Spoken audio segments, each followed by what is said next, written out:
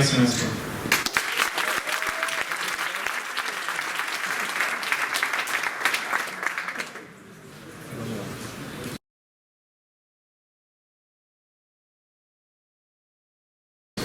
Sorry for the setup. I wanted to connect my own DisplayPort adapter, but it turns out you give a talk about UEFI Bootkits, and they're like, no, use your laptop. Don't plug into our laptop. So sorry for that.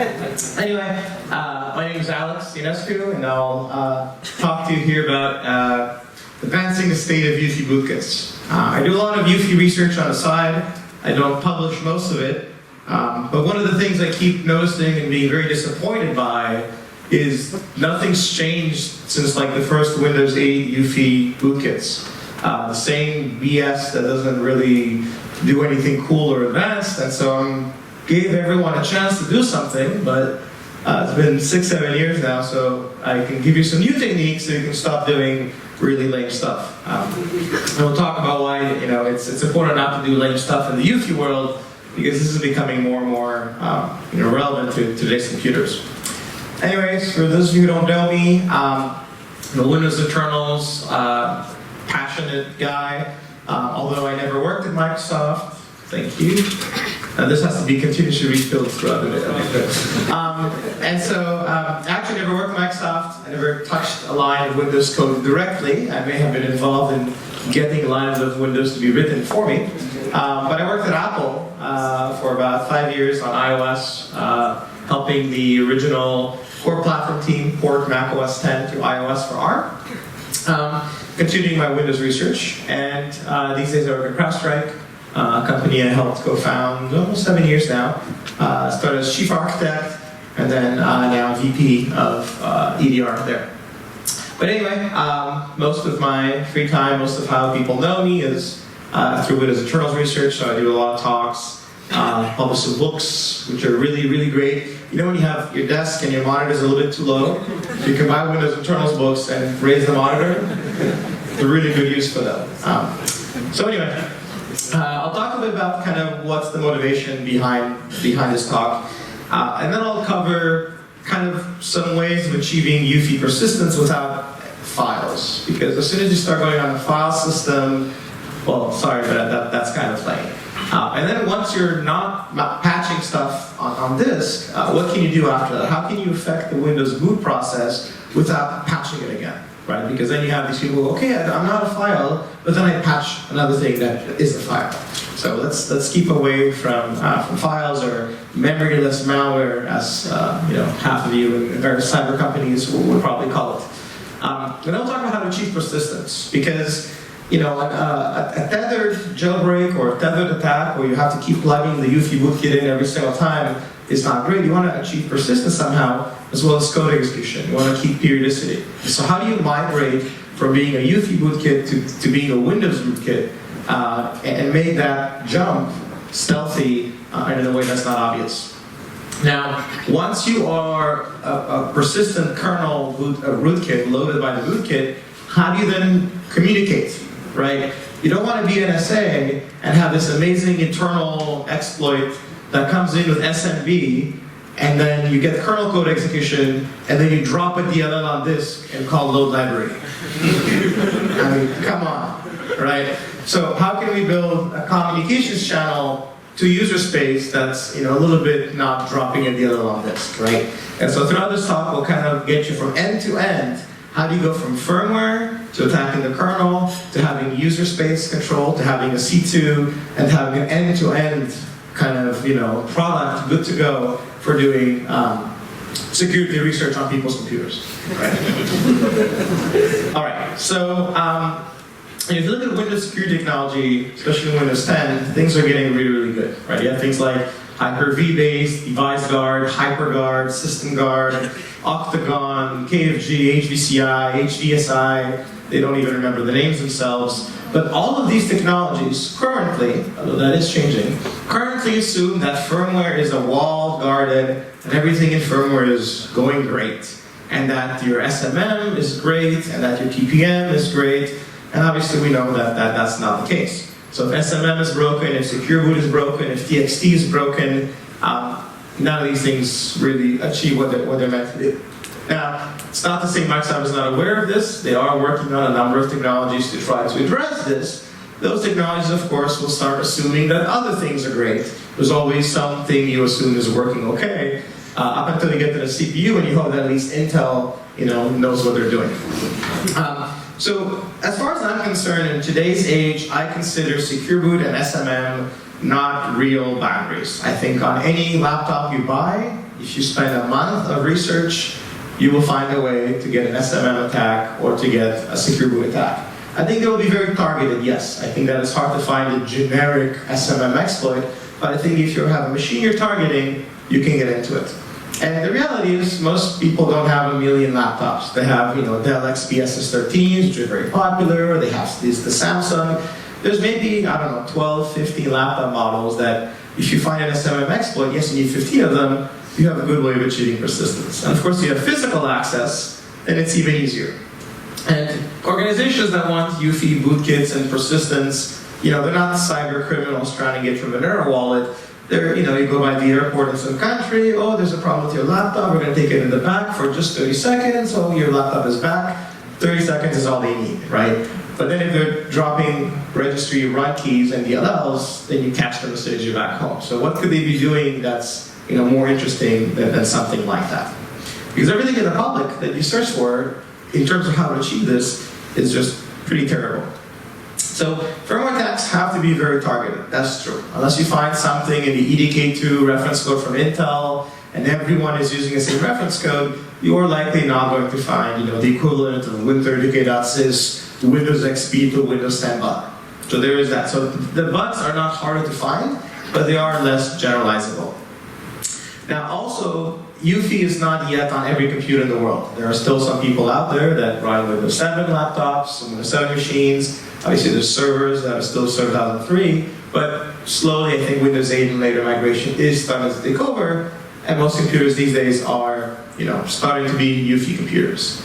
And of course, beyond just simple computers, you look at Xbox One X, or even Xbox One, that's UEFI. You look at HoloLens, that's UEFI. You look at Apple computers, that's UEFI. Linux, more and more is booting off UEFI as well. So there's kind of this interesting irony where while the exploit is more targeted to get inside of UEFI, then it's more generalized to the OSs on that machine. Right? So an OS exploit is very generalized within the OS, but it only works for that OS. UEFI attacks are more specific to the machine, but then any OS on the machine is something you can attack. So pros and cons.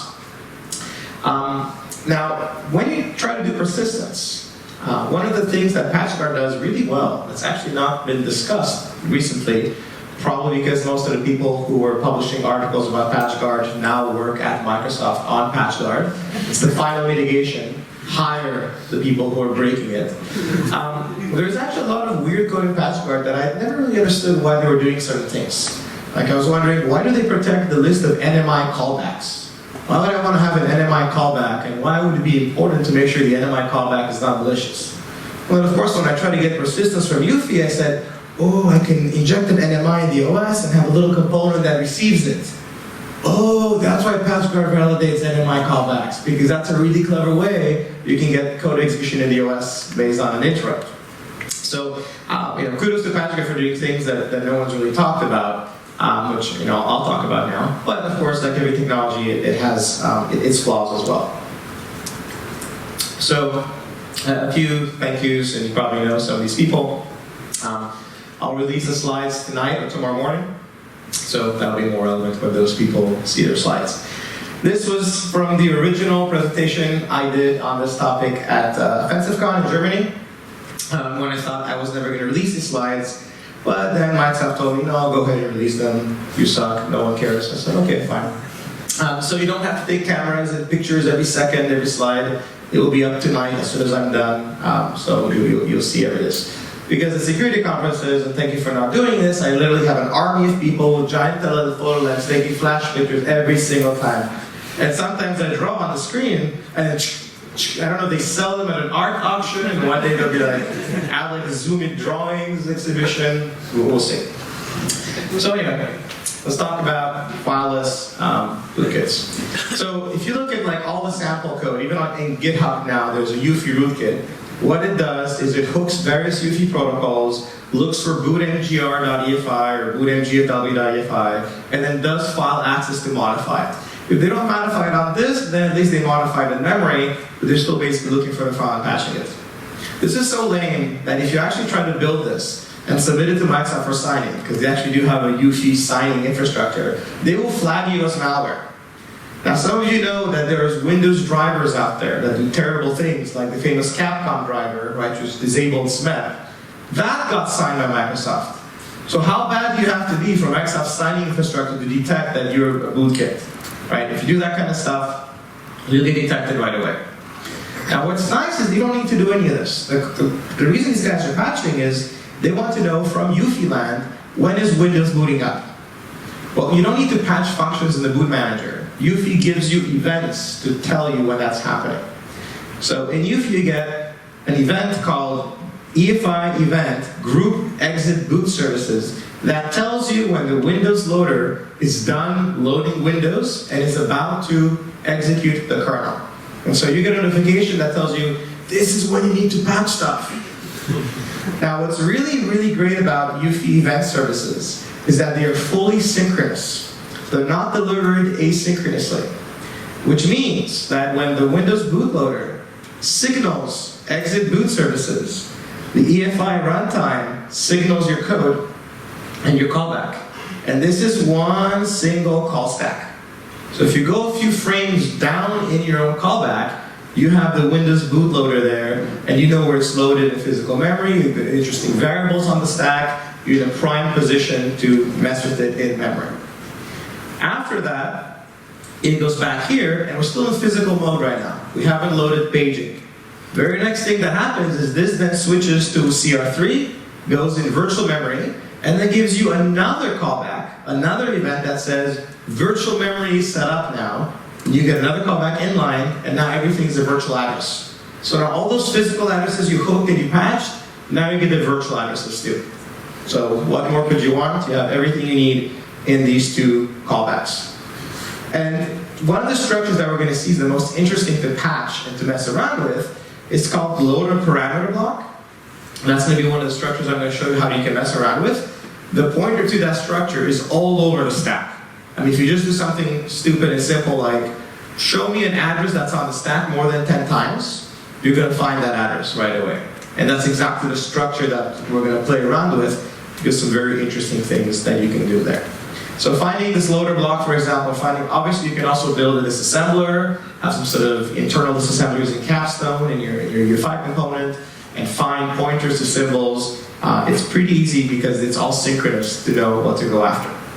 All right, so the first one is this exit boot services, which is in physical memory, and in the same stack frame. So actually, you're on the same stack, you're just 50 lines later, this second EFI event gets signaled, and now you're in virtual address space. So you can do simple physical to virtual pointer conversion because you're exactly where you need to be.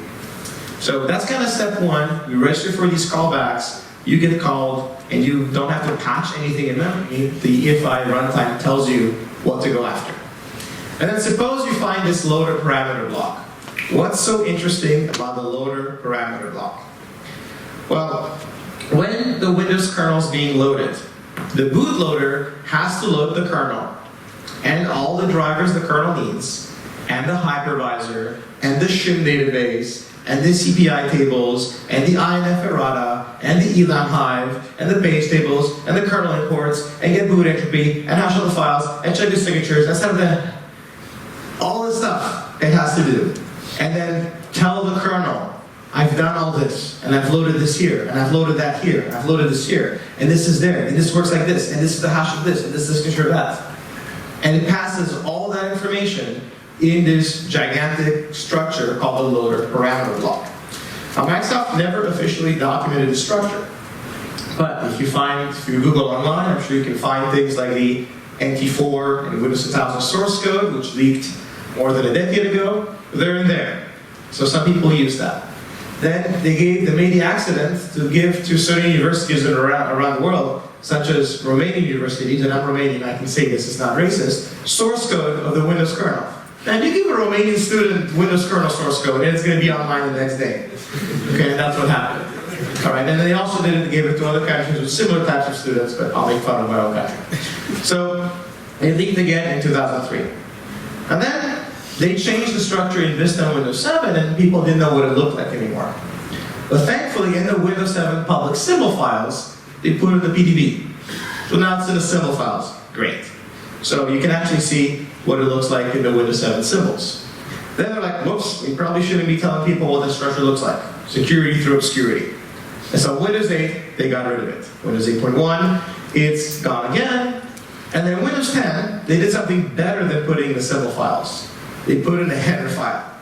In fact, they accidentally released all of the internal headers for the kernel in the Threshold 1 SDK.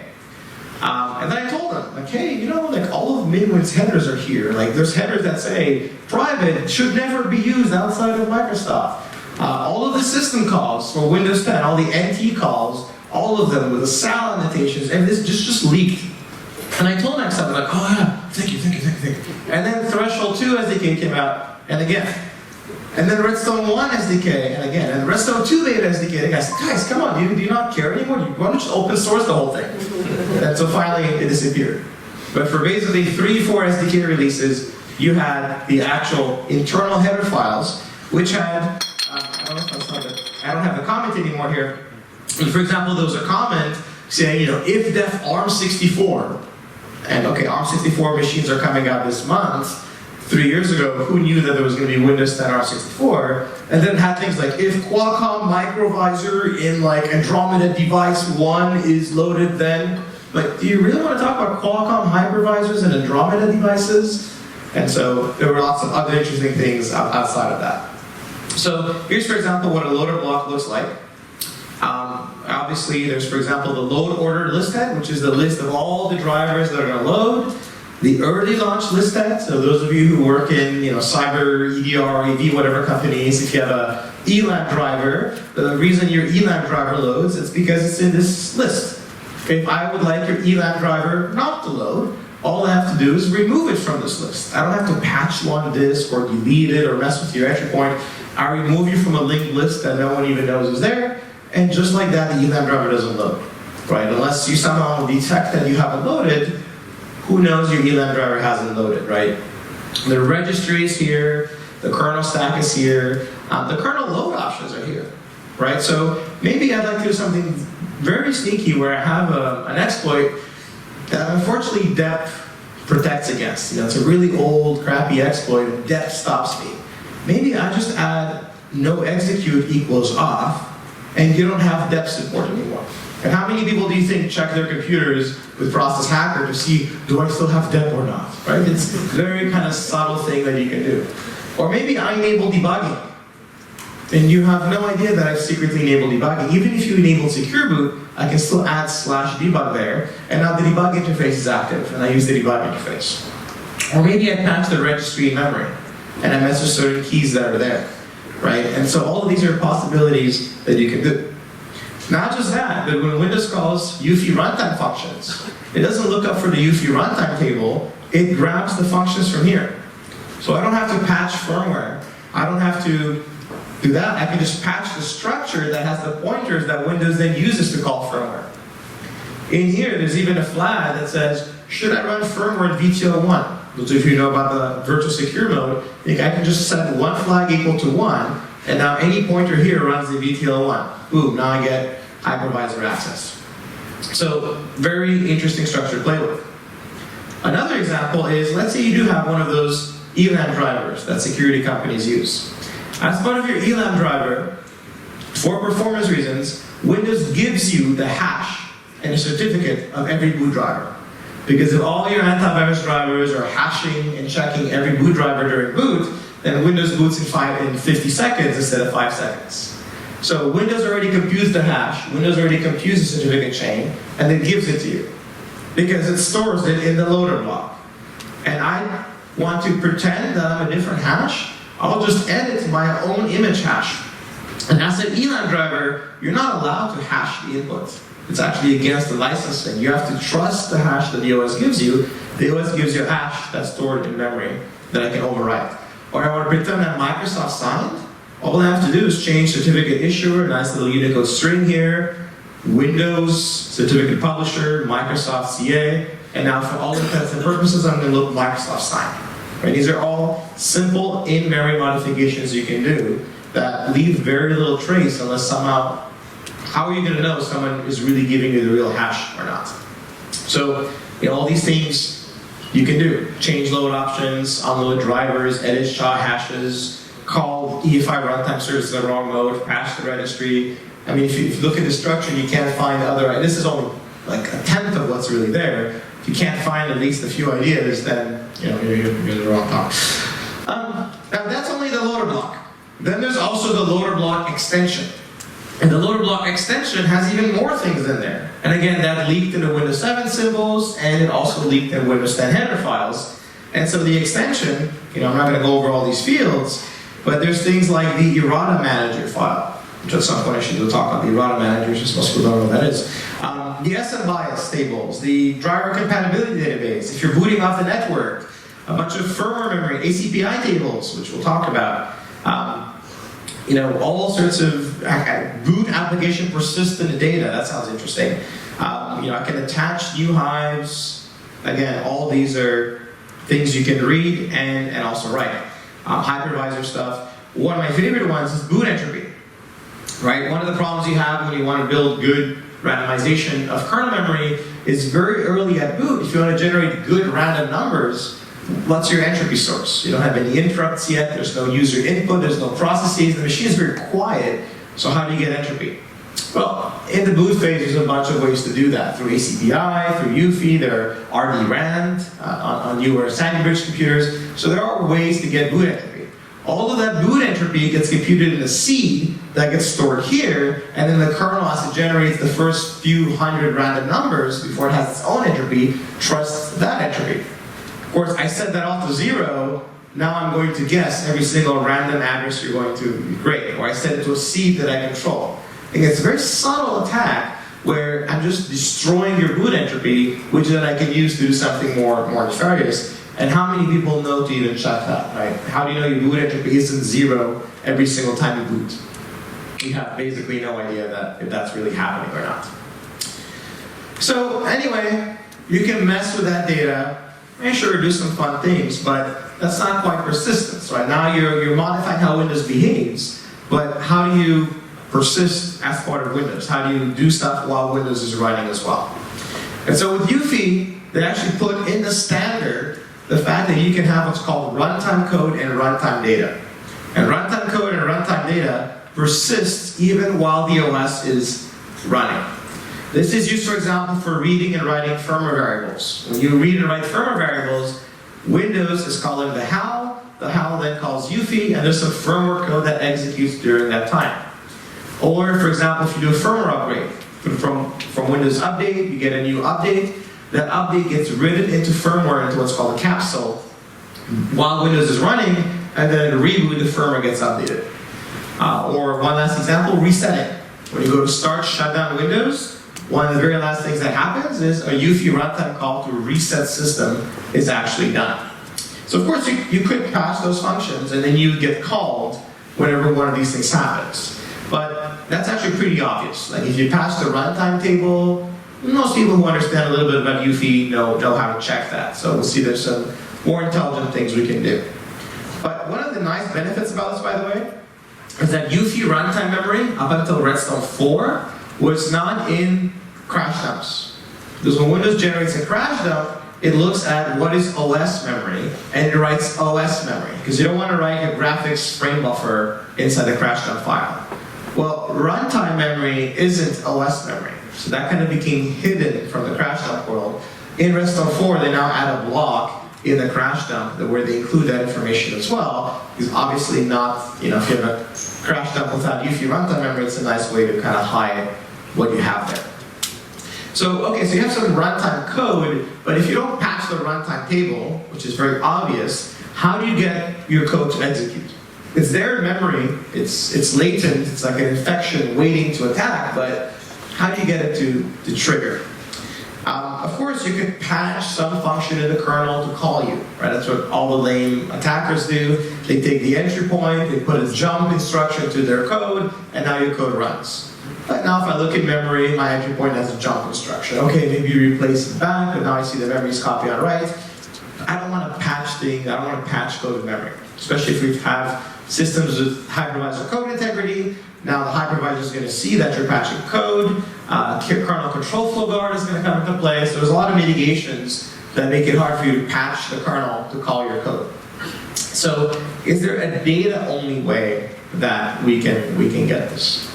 Even then, once you do actually get kernel code execution, Patchguard, for example, does checks, like every once in a while, it checks if your stack pointer, RSP, is a real kernel stack. And for example, if you allocated your own stack as part of your own little persistent thread, Patchguard at some point will run and interrupt your little persistence thread, and we'll see that RSP isn't pointing to a real kernel stack, and it will crash you. If you register callbacks to get code execution, Patchguard, as of Windows 10, checks the process callbacks, it checks the thread callbacks, it checks the object callbacks, the NMI callbacks, even the MPX bound callback. Actually, I think Ensiler, or one of the Israeli cybersecurity companies, talked about using MPX instructions to communicate to a kernel component. Yeah, Patchguard checks for that, right? So even having, as an idea I actually had, reprogramming the local APIC to fire an interrupt that I own. Patchguard also checks that the local APIC timer isn't what it's supposed to be. So persistence is actually pretty hard. Microsoft does a really good job protecting even things you would consider are pretty stealthy.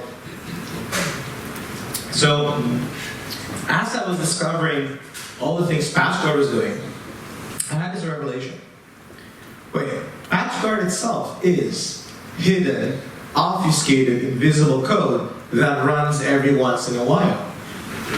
So how does it run every once in a while without itself detecting itself and crashing the machine? Right? How can I become Patchguard without doing super crazy Patchguard tricks that some of them are public? Is there a simple way that I can abuse Patchguard's own mechanism for detecting floating code?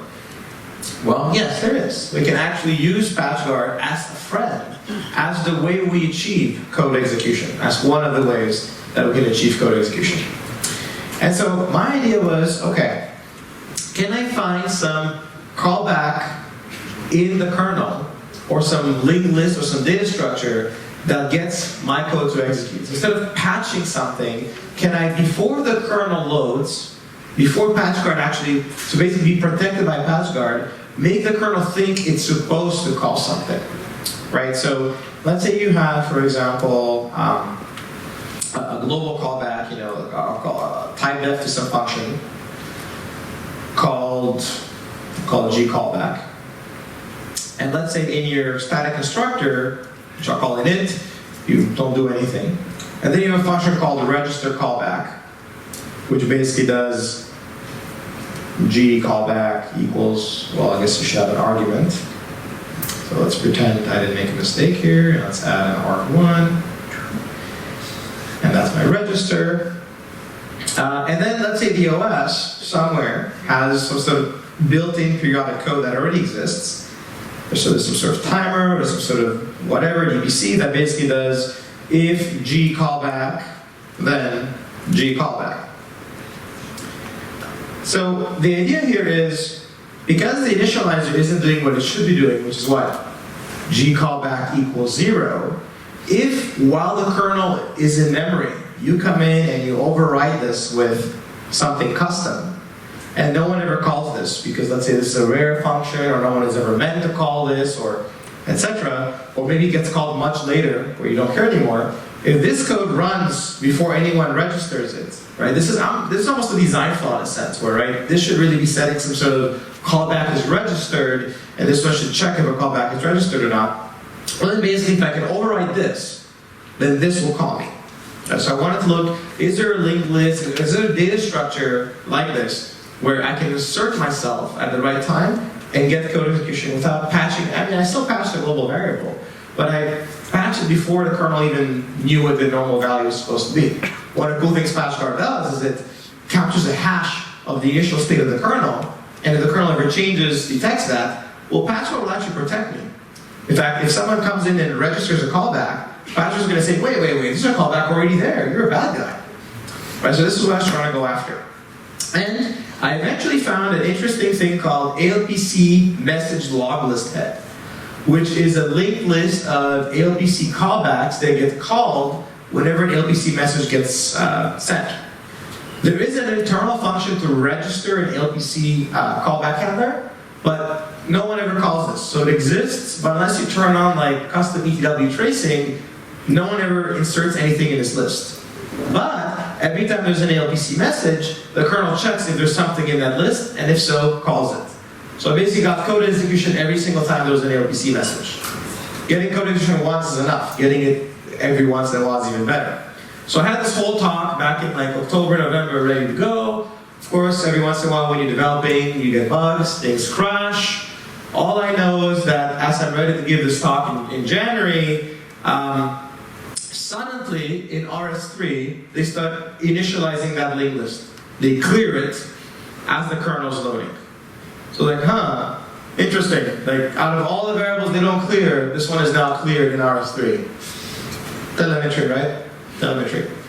So then I found something else, something which ended up being even more interesting, which is a global variable called ETW WDF notify routines. And I actually found this one, you'll see looking on GitHub, which is the best place to find things. This is a data structure, it's in the public symbols, WIMI WDF notify routines. And there's a DPC notify routine, an interrupt notify routine, and a work edit notify routine. Now one of the problems is, okay, so this is a private symbol. How do I, from EFI, get the address of the symbol so I can patch it? Again, yes, you can link capstone, disassemble the kernel, but I want to find really easy, simple things, right? Because the second you load capstone in an EFI file, anyone looks at that, they're like, why is capstone in an EFI module?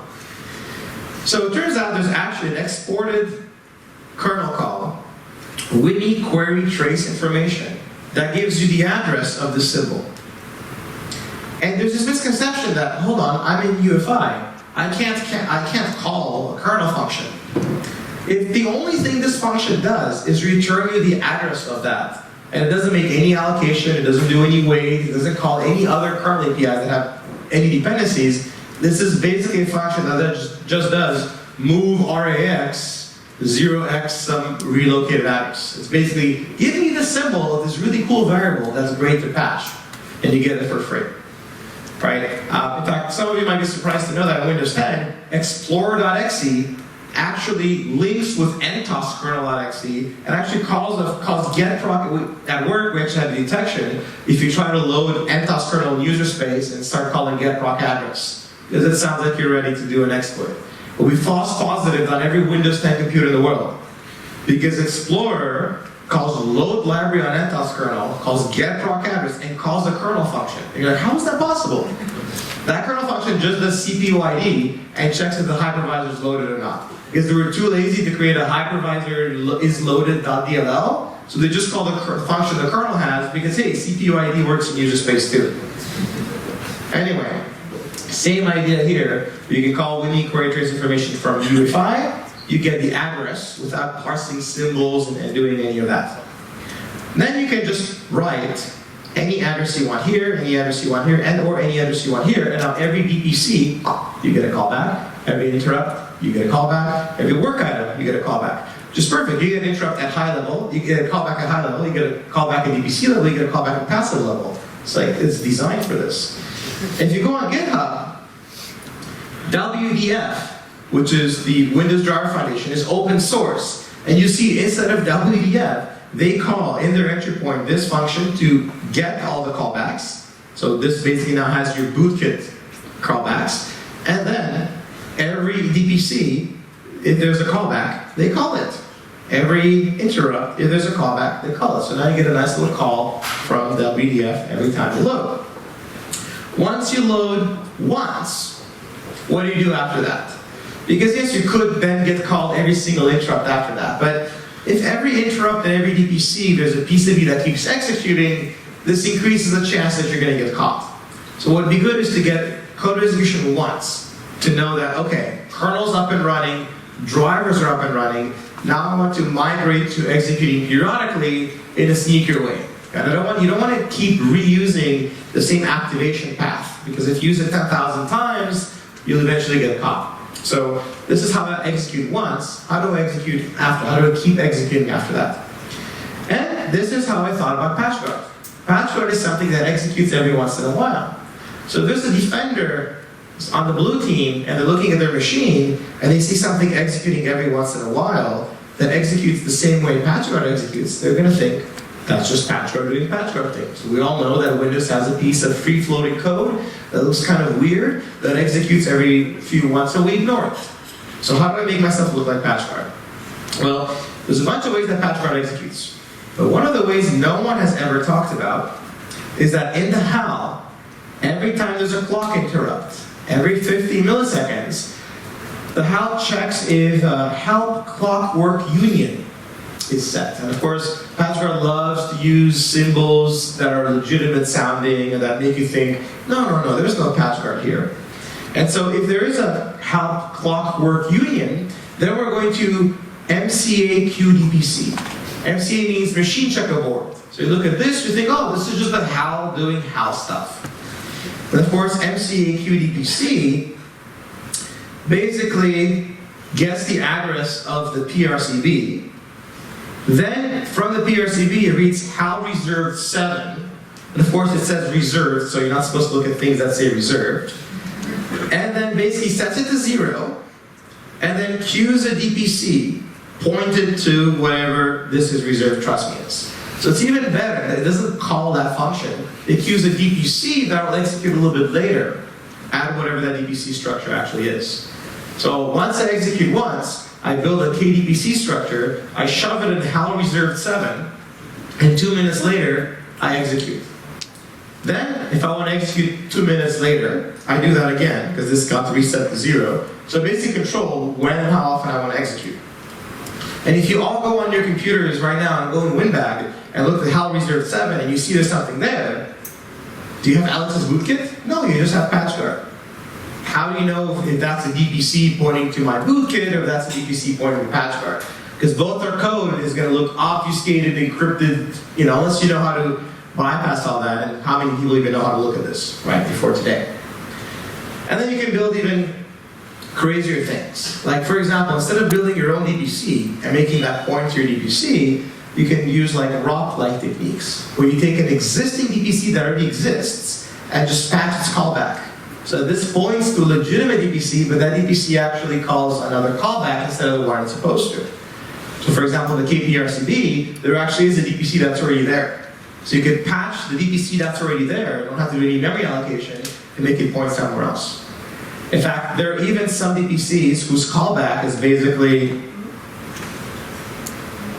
this. And now you don't even have to patch the DPC or patch its callback, you patch the parameter that the DPC is receiving, which is also stored somewhere in memory. And now you're like 3 degrees of separation away, right? If the defender looks at the PRCB, it looks good. They look at the DPC looks good. They look at the callback looks good. Then they have to realize, oh, the argument being passed is actually something else. And I actually found one where the callback was actually a work item. So this then did IOQ work item, passing in argument 1, and I actually patched the parameter of argument 1, which was a work item of a deep, now it was like 5 degrees of separation later, right? The more you are away, yes, you still patch some structured memory, but who knows where to look at this, right? So you can make the blue team basically have no idea that something different is going to execute. Even if they know all of this, it's still hard for them to figure out what's actually going on. Okay, so now I have something that executes in the kernel. But now I want to communicate with user space. I want to talk to my C2. I want to have some sort of control over this machine. Just having something that runs every 2 minutes isn't very exciting. So this is where we go in the world of ACPI. Now, one way to persist, which is honestly pretty lame, is to use something called the Windows Platform Binary Table.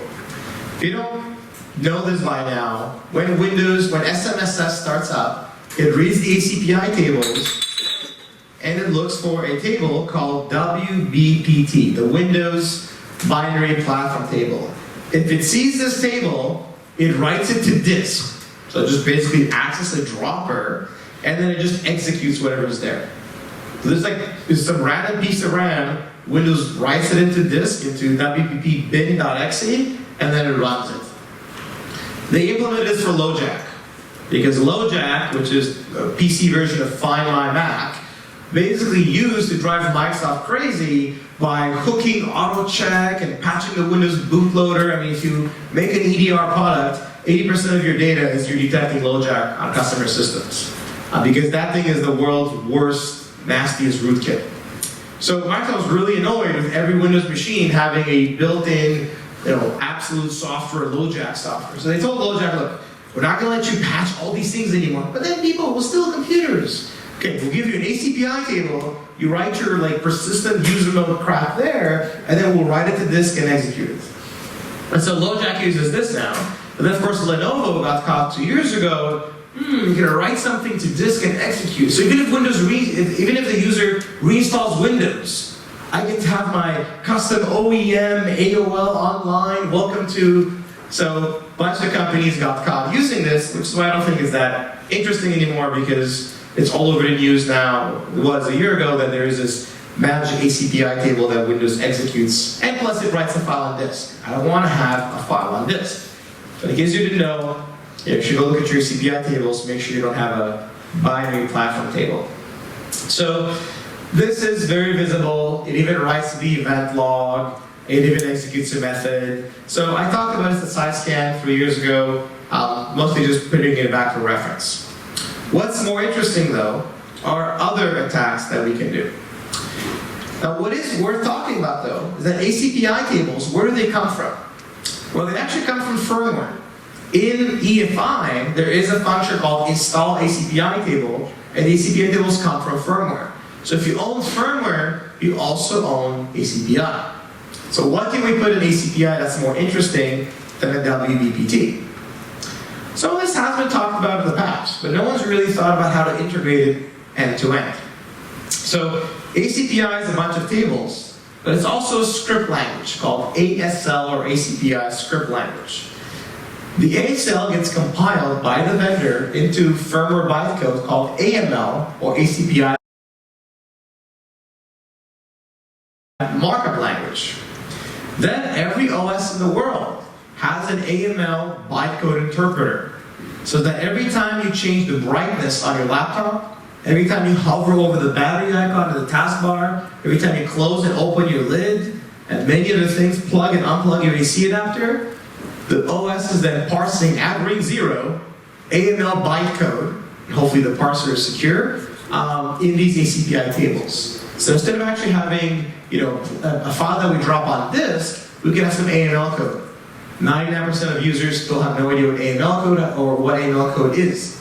In the training class a few weeks ago, where we had people dump their AML, you find all this insane stuff in there, including I/O ports that are secretly being talked to, regions of RAM where AML is writing. I found one laptop manufacturer where the EDID of the monitor gets written into RAM. And then they have a driver that sends that across the network. So if you plug in a monitor, they know what monitor you plugged in. There's lots of weird stuff in ACPI. Now what can you do with AML? Because it's not a full, it's not x86 code. It is a markup language that gets interpreted. Well, you can define what are called operation regions. And operation regions can define any in and out port. So you can do in, out on any port you want. An operation region can describe RAM. So you can read and write any portion of RAM that you want. In ACPI 5, you can even describe GPIO pins. So you've got a laptop with a baseband built in, plug the connector over GPIO, you can send baseband packets over ACPI. In fact, some laptop manufacturers actually use that as a feature. Windows is actually the only OS in the world that instead of using Intel's reference ACPI code, they have their own code. Their code actually checks for at least some basic things, like, is there an operation region pointing to OS RAM? Since Windows XP, if you try an ACPI to define a region of RAM that Windows should write to, its parser says, I'm not going to write in Windows' memory from ACPI. So in Linux and Mac, you can actually write ACPI code that as the OS is parsing it, the OS ends up patching itself. In Windows, you can't. But what is OS memory? Not, for example, UEFI runtime code. So UEFI runtime code is not OS code. So you can actually patch UEFI runtime pages from ACPI. And remember that I have now a UEFI runtime component. The ACPI tables themselves are also not considered OS code. So you can actually have AML code that patches itself as long as it knows where it lives in RAM. And so any RAM that's not OS RAM can still be interesting RAM. And you can still talk to it from ACPI. Plus, there also was a little bug that they secretly fixed in Windows 10, which is that the ACPI parser checked for is this OS RAM had a very lame integer overflow, where they would take the base of the op region and the length of the op region, and then add the two together and check if the result crosses into OS RAM. Well, when you put the right, operation region and the right length, you add these up together, it overflows, and when it overflows, it ends up being back at 0. And so now they think you have an operation region at 0. That's not OS RAM. And in fact, you just defined all of the bottom 4 gigs of RAM as an operation region. So that one got fixed in Windows 10. Didn't get backported though. So because it's not a security boundary, it's still very valid. So I can write ACPI code that basically messes with UEFI runtime code, or even touches UEFI runtime code, or I can't execute UEFI runtime code, but I can change variables, I can patch it, I can basically mess with it. The question is, how do you get that ACPI code to execute? Now, some of the techniques that, for example, Loïc Duflo talked about many years ago is override one of the functions you already know exists. Like Windows, for example, checks the battery status every time you hover over the battery icon. And you could override the battery status function with your own. Yeah, sure, but then the user doesn't get battery status anymore, right? And then again, you're patching things that you shouldn't be patching. Are there more sneakier ways and easier ways without relying on the user doing something? Well, in Windows 8, it turns out there is. In Windows 8, Microsoft helpfully created a ACPI root object symbolic link that anyone in user space can call create file on. Now, of course, the question is how do you get it to user space? We'll talk about that. But let's say you somehow are in user space, you just call create file whack question mark ACPI root object, and then you can send octal ACPI eval method, and this will just run any ACPI method anywhere in the tree. Before Windows 8, you couldn't do this from user space, and even from kernel space, you have to have a driver attached to the device that maps that ACPI node. Now, anyone in user space can send ACPI methods to anything in the entire namespace. And what's the ACL on this device object? Everyone has everything. What's the integrity level? Because Microsoft now has integrity levels to protect you from app container and protecting IE and Chrome. Low integrity level. So even Internet Explorer lying at low integrity can basically send an ioctl and execute any ACPI method. So if you've got some sort of a lame exploit that I can't escape the sandbox, what's one of the things you can do from the sandbox? Send an ioctl and execute an ACPI method. And if this is the machine where you put your little special UEFI malware, the user visits some site with an ad, the ad exploits some lame browser bug, your lame browser bug talks to your nice little ACPI component, which then can talk to your UEFI component. The one thing that this can't talk to is, of course, app container. So if you're running Edge instead of Chrome, you're kind of safe because Edge runs in an app container, and this device does not have the file device app container allowed traversal. So app containers, thankfully, cannot send ACPI commands. But IE running is slow. Chrome sometimes runs as untrusted, which is good, but when it runs low, not good enough for this. So I don't know why Microsoft decided to make ACPI methods callable from almost anything in user space. That just doesn't make sense to me. So now I can talk to this. You can also do the opposite, by the way. There is this pseudo-documented thing called operation region handlers, which allow you, when in ACPI, you're touching an operation region, to have a driver that gets notified when you did that. So you can actually have a driver know that someone from user space talked to your ACPI component. Your CPI component then touches a magic register which notifies a driver, which again, you've somehow loaded. So you can really build the whole end-to-end. Users not talking to kernel, users talking to ACPI, ACPI is then talking to UEFI, or ACPI is talking to kernel mode through an operation region handler. And even WinCheck from this amazing Russian guy called RedPlate, which checks 50,000 callbacks, doesn't check for operation region handlers, because other than some obscure MSDN documentation, nothing's there. Ironically, in Linux, you can also have operation region handlers, and it's part of the spec. So any OS that implements an ACPI parser implements operation region handlers, which get called from ACPI. You can even send an interrupt from ACPI without actually registering in the IDT and doing all that stuff. There is a special ACPI interrupt that the OS receives, and if you register with ACPI interface standard 2, you'll now get a callback whenever ACPI does a notify code. So there's a special notify which sends an interrupt right away to your driver. So there's lots of ACPI to kernel notifications that you can do. But there still remains a user space to ACPI, which implies, okay, maybe have a browser exploit, but is there something better than that? So let's see how you can put all this together. So I have a UEFI component, somehow. Again, I'm assuming you have an exploit that got you there in the first place, or someone had physical access, someone flashed things, lots of ways to get into UEFI. What do you do after that? You register an event callback. Your event callback gets called when the OS loads. When the OS loads, maybe you mess around with the loader parameter block. Maybe you make some changes there. If not, maybe you pass some global variable like the one I mentioned, so that as soon as the OS starts executing, you get a call. You get a call, you allocate some things, you can use runtime variables, then you install an ACPI table. Your ACPI table has an interesting method, and that method either overrides an existing method, which gets called every once in a while, or you have a way of executing your method from user space. You want to pass data between the two. When you install the ACPI table, you can have ACPI objects as well, which can leak some interesting physical memory. You can use UEFI runtime variables to put a physical memory, physical address as well. So there are ways that you can kind of transfer that data between. But the craziest thing is that how do you execute UEFI runtime code from ACPI? And the simple idea here is you know that every 2 minutes you get executed. Every 2 minutes, all you have to do is have a simple function that basically does this. If g_action is not 0, actually just have a switch statement.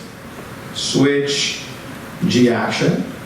And then you can do case 1. Maybe case 1 is send a packet based on g packet data. And then case 2 is, I don't know, kill a process based on g bit. Case 3, we'll finish with this, is shut down OS. And this is, well, shut down reason, let's say. What you then do in ACPI is you define an operation region that covers the physical address of g_action and the physical address of g_packet data, g_pid, g_reason. All this, of course, can be a union for g_action data. And then from user space, you call the ACPI method, passing in a buffer, which contains an action and data associated with the action. And then within the next 2 minutes, your UEFI persistent code, which gets triggered by Patchguard helping you, checks what's the action you want me to do. And then I do the action. So now there's this disconnected, very hard to trace UEFI component just checking what to do every 2 minutes. And this little ACPI method that just tells it what to do every 2 minutes. And maybe when I'm done here, I write into g_action result, and in ACPI, I have an operation region handler that detects you've modified this RAM, and then sends a notify routine, for example. And now I have this nice little back-to-back user space ACPI, ACPI to runtime back down there. So this is basically what I described here in the slides and text, but this is essentially the idea behind this. Now, where it gets even better is part of the ACPI standard, Microsoft created something called WIMI ACPI, which is a spec that allows you to have special ACPI methods that you can just call from Windows management instrumentation. So you don't need some sort of special user mode component that calls create file on ACPI root object and sends dioctals. You don't need just PowerShell. And from PowerShell, you can actually call any ACPI method that's exposed over WIMI. Famously, a few weeks ago, someone released that on Lenovo, Dell, and HP laptops, you can change BIOS settings from a PowerShell script that uses WIMI ACPI to then change the BIOS password, which is just crazy. UEFI can also be used from VBA macros. UEFI can be used from JavaScript. And what I didn't mention the defensive con, because I didn't want to scare people too much, is UEFI is also usable remotely, right? With WinRM or the UEFI service. So you don't actually need anything in user space on the machine that got owned. This is your victim machine. You have your magic UEFI component with your magic ACPI table. And as long as this is a UEFI compliant ACPI method, all I have to do is on the the C2 machine, send you a packet, and as long as I can talk to the UEFI service on your machine, I now talk to the little implant I've built into your UEFI component. Obviously that implies I can do UEFI queries, which is another set of problems, but that's another way that someone can talk to this whole infrastructure you've built on this person's machine with no tool that I know today being able to detect any of the things I mentioned here. And even if you build tools, you'll have tons of false positives because you'll be detecting Patchguard, you'll be detecting other legitimate callbacks. How do you tell this is actually what's happening there? And maybe now the vendors will build this, but maybe this has been running in your computers for the last 7 years and I never told you, right? If you didn't know what to look at all these things, every time I shook my hand and took a picture, my face has a QR code and went on your iPhone, you plug in your iPhone and I install this on your computer. Right, so I think people need to do a much better job at kind of looking at all these things, and I think Microsoft adding things like measurements and things like that is really going to help make this more visible. But TPM isn't a panacea solution necessarily either. So I had a few additional slides here talking about when runtime code runs in VTL1 and when it doesn't. Because at a few conferences I had mentioned that sometimes it does and sometimes it doesn't. I'll just kind of finish with one thing here, which is that Microsoft has this whole virtual trust level 1 hypervisor protected environment. If you enable code signing, there's this very interesting thing that happens, where if your EFI code is actually read, write, execute, because you have terrible EFI firmware, aka you have 99% of EFI firmware, let's use X because that's what most people are used to, then I can't guarantee hypervisor-based code integrity because you have read, write, execute code. So the way we can emulate that this code is no longer read, write, execute is the hypervisor is going to take this entire piece of RAM and protect it at VTL1. Essentially use extended page tables to put additional protections from the EPT perspective to make up for the fact that the PTs are terrible. But because of this, the code itself, when it tries to execute, would crash. So EFI runtime code runs at VTL1 if you have insecure firmware. If you have secure firmware like on a Surface Pro, which is read, write, XOR execute, then you actually run at VTL0. Because I don't need to run you VTL1, you're already protected because the pages are only read and write, or they're only read and execute. So ironically, to protect you, insecure firmware runs at VTL1, which actually means that all you have to do, if you have secure firmware, is allocate a single read, write, execute page, and the kernel thinks, oh no, this is unsafe firmware, I'm going to run you VTL1. And now you get additional access you normally wouldn't get. Or just pass the 1 bit in the loader block that tells it if you're insecure firmware or not, which is even simpler. So sometimes firmware runs securely and some firmware doesn't. Anyway, that's what these 2 slides describe. And then I was told by Microsoft not to talk about this, so I repeat, I will not talk about KSR, but some of you at some point should look at something called KSR. It's a very interesting thing. We'll see maybe next year I can talk about KSR. But that's it. I think I've already overflowed your brains with enough ideas. Clearly people are already drunk, so cheers to that. Any questions on anything I talked about? I'm done. Shut up now. Thank you for coming. Any questions? I don't know if there's a microphone, time for questions or anything like that.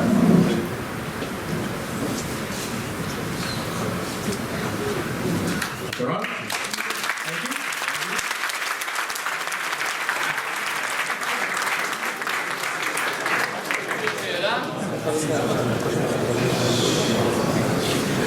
You're all scared. They're all scared, yeah. Thanks to Alex. All right, thank you.